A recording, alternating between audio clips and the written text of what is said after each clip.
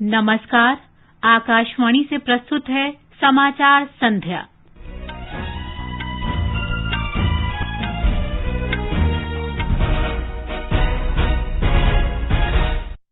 मंत्रिमंडल ने विनिर्माण और निर्यात को बढ़ावा देने के उद्देश्य से प्रमुख क्षेत्रों के लिए उत्पादन से जुड़ी प्रोत्साहन योजना को मंजूरी दी। मंत्रिमंडल की आर्थिक कार्य समिति ने ढांचागत क्षेत्र में धन की कमी दूर करने के लिए 81 अरब रुपए से अधिक की वित्तीय सहायता योजना जारी रखने की अनुमति दी। प्रधानमंत्री ने कहा, भारत टैक्स आतंकवाद को पीछे छोड़कर कर पारदर्शिता के युग में आगे बढ़ा। कोविड-19 से स्वस्थ होने की दर 92.79% पर पहुंची और वस्त्र मंत्रालय ने दीपावली के अवसर पर स्थानीय बुनकरों और दस्तकारों को प्रोत्साहन देने के लिए अभियान शुरू किया।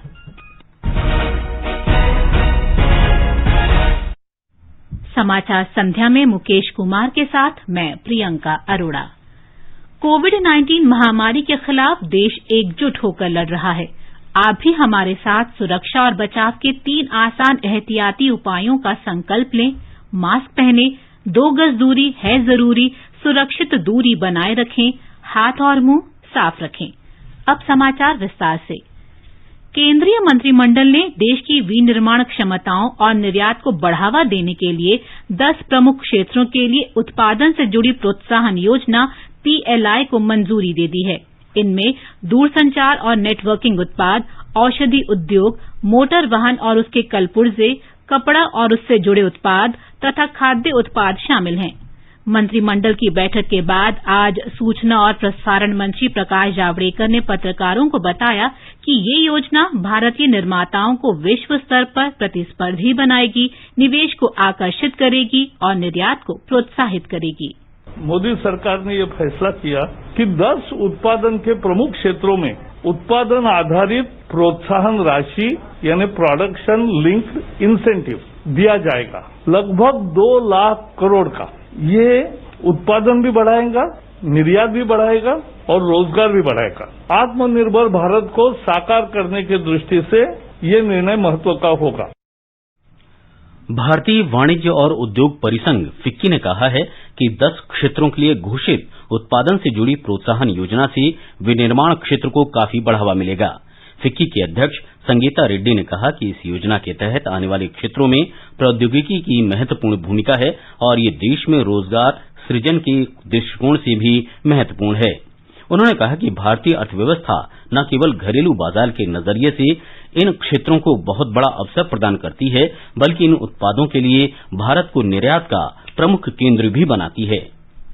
केंद्रीय मंत्रिमंडल की आर्थिक कार्य समिति ने वर्ष 2024-25 तक सार्वजनिक निजी भागीदारी में वित्तीय सहायता योजना जारी रखने को मंजूरी दे दी है।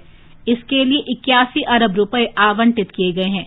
इस योजना का उद्देश्य सामाजिक और आर्थिक बुनियादी ढांचे के अंतर्गत सार्वजनिक निजी भागीदारी को बढ़ावा देना, परिसंपत्तियों के कुशल निर्माण और उनके उचित संचालन और रखरखाव को सुनिश्चित करना है। इसका उद्देश्य आर्थिक और सामाजिक रूप से आवश्यक परियोजनाओं को व्यावसायिक रूप से व्यवहार्य भी बनाना है।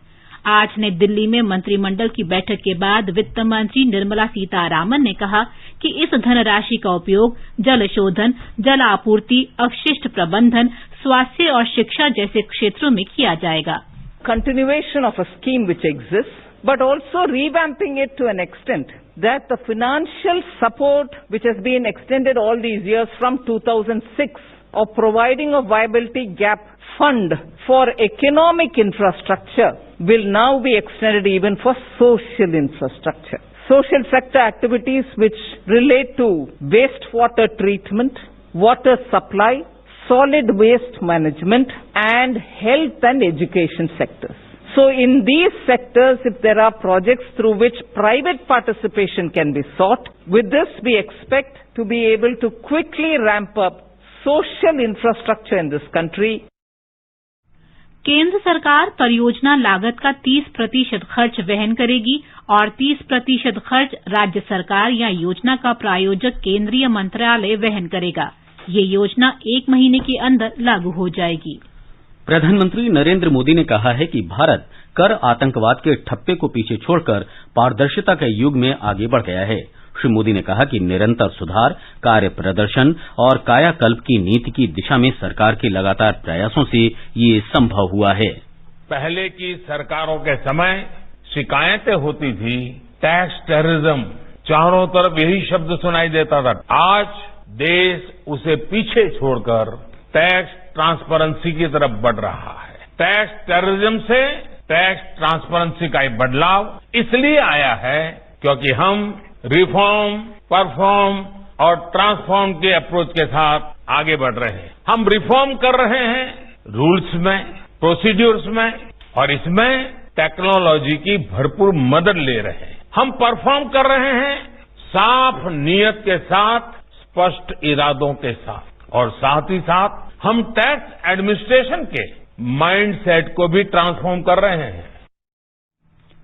प्रधानमंत्री ने आज शाम वर्चुअल माध्यम से ओडिशा के कटक में आयकर अपीलीय अधिकरण के अत्याधुनिक सुविधाओं वाले कार्यालय और आवासीय परिसर का लोकार्पण किया। इस अवसर पर प्रधानमंत्री ने कहा कि कर संग्रह करने वाले शोषक की उपनिवेशकालीन छवि बदलने की आवश्यकता है। श्री मोदी ने कहा कि पारदर्शी कर प्रशासन के कारण ज्यादा से ज्यादा करदाता देश की कर प्रणाली में शामिल हो रहे हैं। आज का टैक्स पेयर पूरी टैक्स व्यवस्था में बहुत बड़े बदलाव और पारदर्शिता का साक्षी बन रहा है। जब उसे रिफंड के लिए महीनों इंतजार नहीं करना पड़ता, कुछ ही सप्ताह में उसे रिफंड मिल जाता है, तो उसे पारदर्शिता का अनुभव होता है। जब वो देखता है कि विभाग ने खुद आगे बढ़कर बरसों पुराने विवाद को सुलझा दिया है, तो उसे पारदर्शिता का अनुभव होता है। जब उसे फेसलेस अपील की सुविधा मिलती है, तब वो टैक्स ट्रांसपेरेंसी को और ज्यादा महसूस करता है। प्रधानमंत्री ने कहा कि भारत उन गिने चुने देशों में शामिल है जहां करदाताओं के अधिकार और कर्तव्य परिभाषित हैं। उन्होंने कहा कि करदाताओं और कर प्रशासन के बीच विश्वास बढ़ा है। श्री मोदी ने कहा कि अब केवल 0.25% कर रिटर्न की जांच की जाती है, जिससे कर प्रणाली में करदाताओं का भरोसा बढ़ा है। भारत में पुरातन काल से ही टैक्स के महत्व और लेन देन को लेकर बहुत स्वस्थ परंपरा रही है। शासन जब आम जन से टैक्स ले तो किसी को तकलीफ न हो, लेकिन जब देश का वही पैसा नागरिकों तक पहुंचे तो लोगों को उसका इस्तेमाल अपने जीवन में महसूस होना चाहिए। बीते वर्षों में सरकार इस विजन को लेकर ही आगे बढ़ी है। प्रौद्योगिकी के उपयोग पर बल देते हुए प्रधानमंत्री ने आयकर अधिकरण प्रशासन से कर अपीलों की ई सुनवाई को प्राथमिकता देने की संभावना तलाशने की अपील की, ताकि इस प्रक्रिया को फेसलेस बनाया जा सके। प्रधानमंत्री ने लोगों से स्थानीय उत्पादों का ज्यादा से ज्यादा उपयोग करने की अपील की, जिससे देश की अर्थव्यवस्था को और गति मिलेगी। विकास की गति तेज करने के लिए, भारत को और ज्यादा इन्वेस्टमेंट फ्रेंडली बनाने के लिए देश में ही लाखों युवाओं को रोजगार देने वाली मौजूदा कंपनियों के लिए कॉरपोरेट टैक्स घटाया गया है। देश मैन्युफैक्चरिंग में आत्मनिर्भर बने, इसके लिए नई घरेलू मैन्युफैक्चरिंग कंपनियों के लिए टैक्स रेट 15% किया गया है। भारत के इक्विटी मार्केट में निवेश बढ़ाने के लिए डिविडेंड डिस्ट्रीब्यूशन टैक्स को भी खत्म किया गया है। जीएसटी से भी दर्जनों टैक्स का जो जाल था कम हुआ है, और ज्यादातर सामान और सेवाएं, उन सेवाओं में टैक्स की दर भी बहुत कम हुई है। प्रधानमंत्री ने कहा कि कटक की इस बेंच से ओडिशा सहित पूर्वी भारत के लाखों लोगों को सुविधा होगी। कटक की ये बेंच अब ओडिशा ही नहीं बल्कि पूर्वी और उत्तर पूर्वी भारत के लाखों टैक्स पेयर्स को आधुनिक सुविधा देगी। नई सुविधाओं के बाद ये बेंच कोलकाता जोन की दूसरी बेंचेज की भी पेंडिंग अपील्स का निपटारा करने में सक्षम हो पाएगी। इसलिए उन सभी करदाताओं को भी बहुत बहुत शुभकामनाएं जिनको इस आधुनिक परिसर से नई सुविधा मिलेगी, तेजी से सुनवाई का रास्ता खुलेगा। इस कार्यक्रम में केंद्रीय विधि मंत्री, पेट्रोलियम मंत्री, ओडिशा के मुख्यमंत्री, ओडिशा उच्च न्यायालय के मुख्य न्यायाधीश और अन्य न्यायाधीशों ने वीडियो कॉन्फ्रेंसिंग के माध्यम से कार्यक्रम में हिस्सा लिया। इस अवसर पर एक कॉफी टेबल बुक का भी विमोचन किया गया। प्रधानमंत्री नरेंद्र मोदी और वियतनाम के प्रधानमंत्री नुयन सुक फुक कल 17वें आसियान भारत शिखर सम्मेलन की सह अध्यक्षता करेंगे। शिखर सम्मेलन में 10 आसियान देशों के नेता वीडियो कॉन्फ्रेंस के जरिए हिस्सा लेंगे। बैठक में आसियान भारत रणनीतिक साझेदारी की स्थिति की समीक्षा की जाएगी और संपर्क, जहाजरानी सहयोग, व्यापार और वाणिज्य, शिक्षा और क्षमता निर्माण जैसे प्रमुख क्षेत्रों में प्रगति का जायजा भी लिया जाएगा। आसियान भारत संपर्कों को और सुदृढ़ करने के उपायों पर भी चर्चा होगी और इसी संदर्भ में आसियान भारत कार्य योजना 2021-25 को पारित करने पर भी विचार किया जाएगा। कोविड-19 महामारी के बाद अर्थव्यवस्थाओं में सुधार और महत्वपूर्ण क्षेत्रीय तथा अंतर्राष्ट्रीय घटनाक्रम पर भी चर्चा होने की संभावना है। प्रधानमंत्री नरेंद्र मोदी शुक्रवार को गुजरात के जामनगर में आयुर्वेद शिक्षण और अनुसंधान संस्थान तथा जयपुर में राष्ट्रीय आयुर्वेद संस्थान का वर्चुअल माध्यम से उद्घाटन करेंगे। ये संस्थान 21वीं सदी में आयुर्वेद के विकास में वैश्विक नेतृत्व प्रदान करने में भूमिका निभाएंगे। वर्ष 2016 के धन्वंतरी जयंती पर आयुर्वेद दिवस का आयोजन किया जा रहा है। हमारे संवाददाता ने बताया है कि इस वर्ष आयुर्वेद दिवस पर मुख्य ध्यान कोविड-19 महामारी के नियंत्रण में आयुर्वेद की भूमिका पर रहेगा। जन स्वास्थ्य की चुनौतियों के समाधान में सस्ते और सुगम इलाज के लिए आयुष सहित भारतीय चिकित्सा पद्धतियों पर सरकार विशेष ध्यान दे रही है। आयुष शिक्षा के आधुनिकीकरण पर भी विशेष बल दिया जा रहा है। जामनगर के संस्थान को राष्ट्र को समर्पित किया जाना तथा जयपुर के राष्ट्रीय महत्व के संस्थान को डीम्ड विश्वविद्यालय का दर्जा प्रदान करना न केवल आयुर्वेद शिक्षा के आधुनिकीकरण की दिशा में महत्वपूर्ण कदम है, बल्कि ये परंपरागत भारतीय चिकित्सा पद्धति के विकास को भी गति प्रदान करेगा। इससे इन संस्थानों में आयुर्वेद शिक्षा का स्तर बेहतर होगा और उभरती राष्ट्रीय और अंतर्राष्ट्रीय मांग के अनुरूप पाठ्यक्रम तैयार करने में मदद मिलेगी। प्रधानमंत्री नरेंद्र मोदी ने कहा है कि हाल के चुनाव परिणामों ने ये साबित कर दिया है कि जनता उन्हें ही अपना आशीर्वाद देती है जो ईमानदारी और विकास की दृष्टि से काम करते हैं। आज नई दिल्ली में भाजपा कार्यकर्ताओं को संबोधित करते हुए उन्होंने कहा कि देश की जनता प्रत्येक राजनीतिक दल से ये उम्मीद करती है कि वह देश के विकास के लिए काम करे। प्रधानमंत्री ने कहा कि अब यही मुद्दा आने वाले चुनावों में भी मुख्य मुद्दा रहेगा।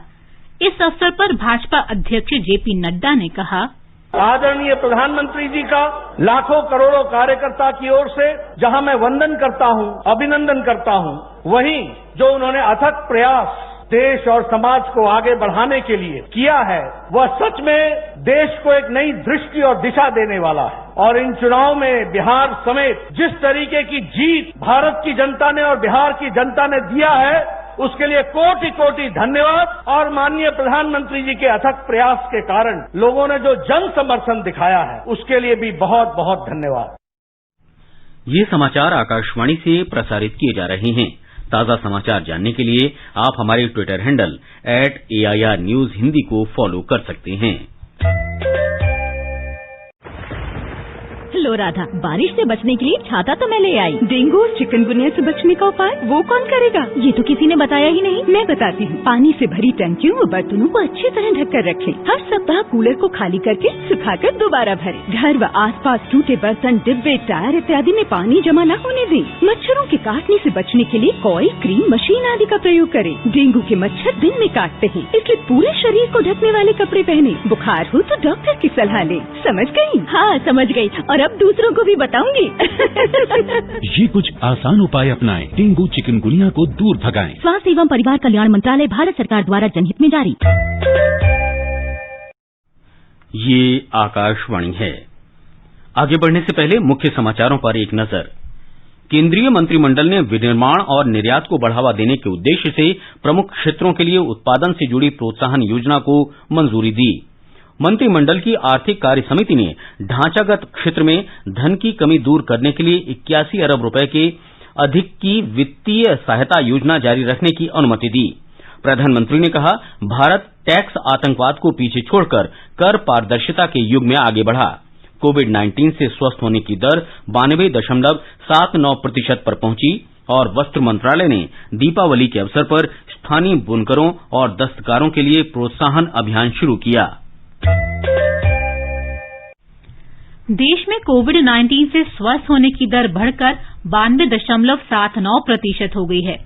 पिछले 24 घंटे के दौरान 50,000 से अधिक कोविड रोगी स्वस्थ हुए हैं। स्वास्थ्य और परिवार कल्याण मंत्रालय के अधिकारी ने बताया है कि कोविड-19 से स्वस्थ लोगों की संख्या 80 लाख के पार हो गई है। कुल संक्रमित लोगों में से अब केवल 5.73% में ही संक्रमण मौजूद है। देश में इस समय 4,94,657 मरीज इलाज करा रहे हैं। पिछले 24 घंटे के दौरान 44,281 लोगों के संक्रमित होने से देश में संक्रमित लोगों की संख्या बढ़कर 86 लाख से अधिक हो गई है। अधिक जांच, पहचान और उपचार की रणनीति के कारण स्वस्थ होने की दर बढ़ी है और मृत्यु दर घटी है। इस समय देश में मृत्यु दर 1.48% है, जो वैश्विक स्तर पर सबसे कम में से एक है। कल 512 लोगों की मौत के साथ ही देश में कोविड से मृतकों की संख्या 1,27,571 हो गई है। 27 राज्यों और केंद्र शासित प्रदेशों में संक्रमित लोगों की संख्या 20,000 से कम है और स्वस्थ होने वाले 77% लोग 10 राज्यों और केंद्र शासित प्रदेशों के हैं। पिछले 24 घंटे के दौरान 78% संक्रमित लोग इन राज्यों और केंद्र शासित प्रदेशों में हैं। दिल्ली में आज सबसे अधिक 7,830 लोगों में संक्रमण की पुष्टि हुई, जबकि केरल में 6,010 और पश्चिम बंगाल में 3,891 लोग संक्रमित हुए। भारतीय आयुर्विज्ञान अनुसंधान परिषद के अनुसार कल 11,53,000 से अधिक नमूनों की जांच की गई। अब तक 12 करोड़ से अधिक जांच की जा चुकी हैं। केंद्रीय स्वास्थ्य मंत्री डॉक्टर हर्षवर्धन ने आज 7 राज्यों के मुख्यमंत्रियों और स्वास्थ्य मंत्रियों के साथ कोविड-19 की स्थिति और सार्वजनिक स्वास्थ्य उपायों की समीक्षा की। ये राज्य हैं महाराष्ट्र, उत्तराखंड, मणिपुर, मिजोरम, त्रिपुरा, मेघालय और गोवा। उन्होंने राज्यों को अधिक कोविड संक्रमण वाले जिलों में नमूनों की जांच पर विशेष जोर देने की सलाह दी। उन्होंने प्रधानमंत्री नरेंद्र मोदी की पहल पर जन आंदोलन का उल्लेख करते हुए कहा कि इसका उपयोग संक्रमण की श्रृंखला को तोड़ने में किया जाए। जनता के बीच जन आंदोलन को बढ़ावा देने के लिए सरकार के उपायों का विस्तार से उल्लेख करते हुए उन्होंने कहा कि कोविड से संबंधित मानक दिशा निर्देश सबसे शक्तिशाली सामाजिक टीका साबित हुए हैं। केंद्रीय स्वास्थ्य मंत्री ने कहा कि महाराष्ट्र में इलाज करा रहे कोविड मरीजों की संख्या घटी है, लेकिन 2.6% की उच्च मृत्यु दर चिंता का कारण बनी हुई है। उन्होंने कहा कि उत्तराखंड में भी मृत्यु दर राष्ट्रीय औसत 1.64% से ज्यादा है। श्री हर्षवर्धन ने कहा कि हाल के दिनों में मणिपुर में कोविड मरीजों की संख्या बढ़ी है। उन्होंने कहा कि ये राज्य में छिपे संक्रमण का संकेत है। डॉक्टर हर्षवर्धन ने कहा कि गोवा में कुल मौतों में से 40% पिछले एक महीने के दौरान हुई, जो चिंता का कारण है। मिजोरम में 70% संक्रमित लोगों का आइजोल में होना भी वहां इलाज करा रहे मरीजों की संख्या में वृद्धि दर्शाता है। त्रिपुरा और मेघालय में भी 45 से 60 वर्ष की आयु वर्ग में मृत्यु दर अधिक है, जिसे रोका जा सकता है। केरल में कोविड संक्रमण से ठीक होने वालों की दर नए मामलों की तुलना में बेहतर हो रही है। राज्य में संक्रमण के आज मिले 7,007 मामलों की तुलना में 7,252 लोग संक्रमण से ठीक हुए। सक्रिय मामलों की संख्या घटकर 78,420 हो गई है। पिछले 24 घंटे में 64,000 से अधिक नमूनों की जांच की गई। आज संक्रमण से हुई 29 मौतों के साथ राज्य में इस महामारी से मरने वालों की संख्या 1,771 हो गई है। नागालैंड में आज कोविड के 42 नए मामले सामने आने के साथ संक्रमित लोगों की संख्या 9,578 हो गई है। राज्य के स्वास्थ्य और परिवार कल्याण मंत्री एसपी फोम ने बताया कि दीमापुर में 64 मरीजों सहित कुल 90 मरीज कल संक्रमण से मुक्त हुए। आकाशवाणी का समाचार सेवा प्रभाग आज अपने फोन इन कार्यक्रम में कोविड-19 पर विशेष परिचर्चा प्रसारित करेगा। नई दिल्ली स्थित अखिल भारतीय आयुर्विज्ञान संस्थान में मेडिसिन विभाग की प्रोफेसर डॉक्टर पीयूष रंजन चर्चा में भाग लेंगे। ये कार्यक्रम आज रात 9:30 बजे से एफएम गोल्ड और अतिरिक्त मीटरों पर सुना जा सकता है। श्रोता हमारे फोन नंबर 1800-115767 तथा 011-2331-4444 पर फोन कर विशेषज्ञ से सवाल पूछ सकते हैं। Twitter handle @AIR News Alerts पर #AskAIR के जरिए भी सवाल पूछे जा सकते हैं। ये समाचार हमारी वेबसाइट newsonair.com/hindi और हमारे mobile app news on AIR पर भी उपलब्ध हैं।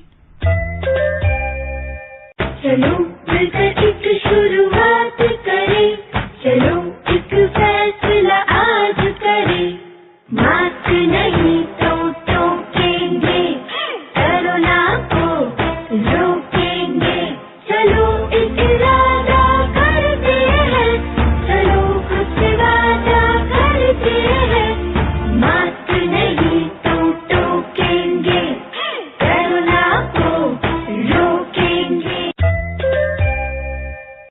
समाचार संध्या में आपका फिर स्वागत है। वस्त्र मंत्रालय ने दीपावली के अवसर पर स्थानीय वस्तुओं को बढ़ावा देने का अभियान शुरू किया है। केंद्रीय वस्त्र मंत्री स्मृति ईरानी ने लोगों से अनुरोध किया है कि वे स्थानीय बुनकरों और दस्तकारों को प्रोत्साहन देने के लिए दीपावली के अवसर पर उनकी बनाई हुई चीजों को खरीदें।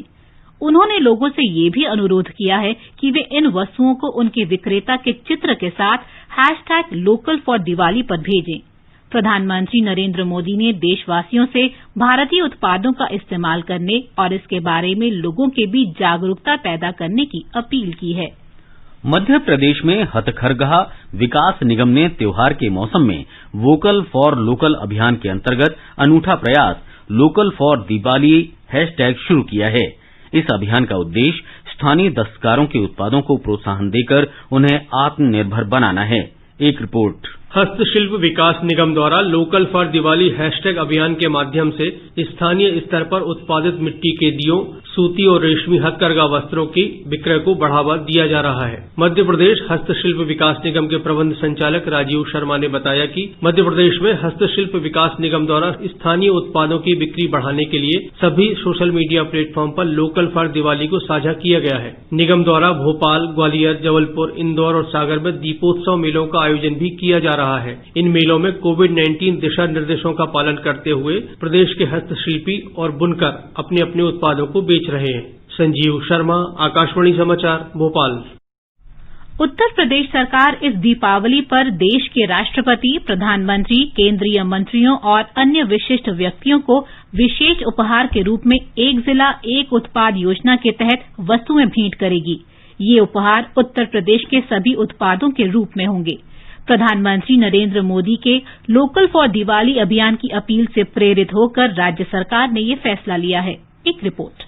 खास तौर पर दिवाली के लिए तैयार किए गए ओडीओपी गिफ्ट बास्केट में पूजा के लिए मिट्टी से बने टेराकोटा शिल्प की गणेश लक्ष्मी की मूर्ति और दिए हैं। पकवान बनाने को सिद्धार्थनगर का काला नमक चावल है तो मुजफ्फरनगर का मशहूर गुड़ और प्रतापगढ़ के आंवले के उत्पाद हैं। गिफ्ट हैम्पर में लखनऊ के चिकन का कुर्ता, वाराणसी की सिल्क का स्टोल और कन्नौज का इत्र भी है। मुरादाबाद का ब्रास का बाउल, आजमगढ़ की ब्लैक पॉटरी का फूलदान और आगरा के मार्बल का टी कोस्टर भी इस बास्केट की खासियत बढ़ा रहा है। प्रयागराज के बास्केट में तैयार इस हैम्पर में सहारनपुर की लकड़ी के पेन स्टैंड और चंदौली के जरी जरदोजी की डिजाइन भी मौजूद है। सुशील चंद्र तिवारी, आकाशवाणी समाचार, लखनऊ। उपराष्ट्रपति एम वेंकैया नायडू ने जल संग्रह के लिए जन आंदोलन शुरू करने का आह्वान किया है। उन्होंने इसे सफल बनाने के लिए लोगों की भागीदारी पर महत्व दिया। द्वितीय राष्ट्रीय जल पुरस्कार समारोह में वर्चुअल माध्यम से उपराष्ट्रपति ने कहा कि पानी सीमित संसाधन है। लोगों को निरंतर जागरूक करने के लिए मीडिया अभियान का आह्वान करते हुए उन्होंने कहा कि इस अभियान में स्कूल, कॉलेज, विश्वविद्यालय, समुदाय, गैर सरकारी संगठनों और स्थानीय निकायों को सक्रिय भूमिका निभानी चाहिए। There is a danger of potable water becoming a scarce resource in the future. With the rising population, urbanization, industrialization, and expanding agricultural activities, the water requirement will continue to increase. The key message that needs to be taken to people again and again is this: the water that is available is finite. It is not unlimited. It is the responsibility of each and every citizen to save the water and use it judiciously. The need of the hour is to change our lifestyle and make water conservation a way of life. Shri Naidu ने निगम अधिकारियों और स्थानीय निकायों को सुझाव दिया कि वे निर्माणाधीन भवनों में वर्षा जल के संरक्षण की व्यवस्था करें। उन्होंने तमिलनाडु, महाराष्ट्र और राजस्थान को पुरस्कारों के लिए शुभकामनाएं दी। ये पुरस्कार देश में जल संसाधनों के प्रभावी प्रबंधन के लिए ही नहीं बल्कि जल संरक्षण में लोगों की भागीदारी को बढ़ावा देने के लिए दिए जाते हैं। इस अवसर पर जल शक्ति मंत्री गजेंद्र सिंह शेखावत ने कहा कि जीवन और देश की समृद्धि के लिए जल अत्यधिक आवश्यक है। जल जीवन का आधार है। जल केवल जीवन का प्राण का तत्व नहीं है, वो विकास का आधार भी है। और जल समृद्धि के बिना किसी देश में, किसी समाज में विकास की कल्पना नहीं की जा सकती। केंद्रीय वाणिज्य और उद्योग मंत्री पीयूष गोयल ने विदेशी निवेशकों को देश के विशाल घरेलू बाजार और अनुकूल कारोबारी माहौल का लाभ उठाते हुए भारत में निवेश करने के लिए आमंत्रित किया है। आज एक सम्मेलन में उन्होंने कहा कि देश उनके निवेश पर उचित लाभ प्रदान करता है। श्री गोयल ने कहा कि भारतीय अर्थव्यवस्था कोविड के झटके से बाहर आ रही है और कई आंकड़े ये बताते हैं कि देश सामान्य स्थिति की ओर लौट रहा है। उन्होंने कहा कि अक्टूबर में जीएसटी संग्रह पिछले वर्ष की इसी अवधि की तुलना में 10% अधिक था और भारतीय निर्यात भी सितंबर में 5% बढ़ा है। जम्मू कश्मीर के निर्वाचन आयुक्त केके शर्मा ने आज जम्मू में विभिन्न राजनीतिक दलों के प्रतिनिधियों के साथ बातचीत की। उन्होंने जिला विकास परिषद और पंचायत उपचुनावों को शांतिपूर्ण ढंग से संपन्न कराने के लिए व्यापक प्रबंधों पर चर्चा की। श्री शर्मा ने राजनीतिक दलों से इन चुनावों में सक्रिय ढंग से हिस्सा लेने की अपील की ताकि वहां लोकतांत्रिक व्यवस्था को मजबूत किया जा सके और सुशासन को जिलों और जमीनी स्तर पर पहुंचाया जा सके। जम्मू कश्मीर में राज्य निर्वाचन आयुक्त केके शर्मा और मुख्य निर्वाचन अधिकारी हृदेश कुमार ने आगामी जिला विकास परिषद और पंचायत तथा नगर पालिका उपचुनावों को देखते हुए जम्मू में निर्वाचन भवन में मतदाता जागरूकता गतिविधियों के लिए स्वीप कार्यक्रम की शुरूआत की। उन्होंने कहा कि स्वीप कार्यक्रम में गैर सरकारी संगठनों, छात्रों, युवा क्लबों तथा अर्ध सरकारी विभागों को शामिल किया जाएगा। आज राष्ट्रीय शिक्षा दिवस है। स्वतंत्र भारत के पहले शिक्षा मंत्री मौलाना अबुल कलाम आजाद की जयंती के अवसर पर हर वर्ष आज का दिन शिक्षा दिवस के रूप में मनाया जाता है। प्रधानमंत्री नरेंद्र मोदी ने मौलाना आजाद और आचार्य जेबी कृपलानी की जयंती पर उन्हें श्रद्धांजलि अर्पित की है। ट्विटर पर प्रधानमंत्री ने कहा कि मौलाना आजाद और आचार्य कृपलानी को राष्ट्र की प्रगति में अतुलनीय योगदान के लिए याद किया जाता है। श्री मोदी ने कहा कि दोनों नेताओं ने गरीबों और युवाओं के जीवन स्तर को बेहतर बनाने के लिए स्वयं को समर्पित किया था। और अब एक नजर कल के मौसम के पूर्वानुमान पर। राष्ट्रीय राजधानी क्षेत्र दिल्ली में हल्का कोहरा छाया रहेगा। न्यूनतम तापमान 11 डिग्री सेल्सियस और अधिकतम तापमान 29 डिग्री सेल्सियस के आसपास रहेगा। मुंबई में आमतौर पर आसमान साफ रहेगा। न्यूनतम तापमान 19 डिग्री और अधिकतम तापमान 34 डिग्री सेल्सियस के बीच रहेगा। जम्मू कश्मीर में श्रीनगर में सामान्यतः आसमान साफ रहेगा, लेकिन दोपहर या शाम को आंशिक रूप से बादल छाए रह सकते हैं। न्यूनतम तापमान 0 से 1 डिग्री सेल्सियस कम रहेगा और अधिकतम तापमान 17 डिग्री सेल्सियस के आसपास रहेगा। जम्मू में भी आसमान साफ रहेगा। न्यूनतम तापमान 12 डिग्री और अधिकतम 28 डिग्री सेल्सियस रहेगा। लेह में आंशिक रूप से बादल छाए रहेंगे। न्यूनतम तापमान 0 से 3 डिग्री सेल्सियस नीचे और अधिकतम तापमान 11 डिग्री सेल्सियस के आसपास रहेगा। गिलगित में आमतौर पर आसमान साफ रहेगा। दोपहर बाद कहीं कहीं बादल छाए रहने की संभावना है। न्यूनतम तापमान 1 और अधिकतम तापमान 21 डिग्री सेल्सियस के बीच रहेगा। मुजफ्फराबाद में भी आसमान साफ रहेगा और दोपहर या शाम को आंशिक रूप से बादल छाए रह सकते हैं। न्यूनतम तापमान 5 और अधिकतम तापमान 24 डिग्री सेल्सियस तक जा सकता है। गुवाहाटी में सुबह धुंध या कोहरा छाए रहने की संभावना है। न्यूनतम तापमान 17 डिग्री सेल्सियस और अधिकतम 31 डिग्री सेल्सियस के आसपास रहने की संभावना है। और अब अंत में मुख्य समाचार एक बार फिर। केंद्रीय मंत्रिमंडल ने विनिर्माण और निर्यात को बढ़ावा देने के उद्देश्य से प्रमुख क्षेत्रों के लिए उत्पादन से जुड़ी प्रोत्साहन योजना को मंजूरी दी।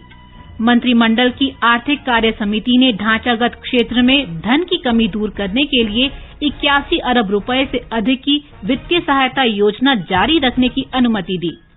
प्रधानमंत्री ने कहा, भारत टैक्स आतंकवाद को पीछे छोड़कर कर पारदर्शिता के युग में आगे बढ़ा। कोविड-19 से स्वस्थ होने की दर 92.79% पर पहुंची। और वस्त्र मंत्रालय ने दीपावली के अवसर पर स्थानीय बुनकरों और दस्तकारों को प्रोत्साहन देने के लिए अभियान शुरू किया। इसके साथ ही समाचार संध्या का ये अंक समाप्त हुआ। नमस्कार।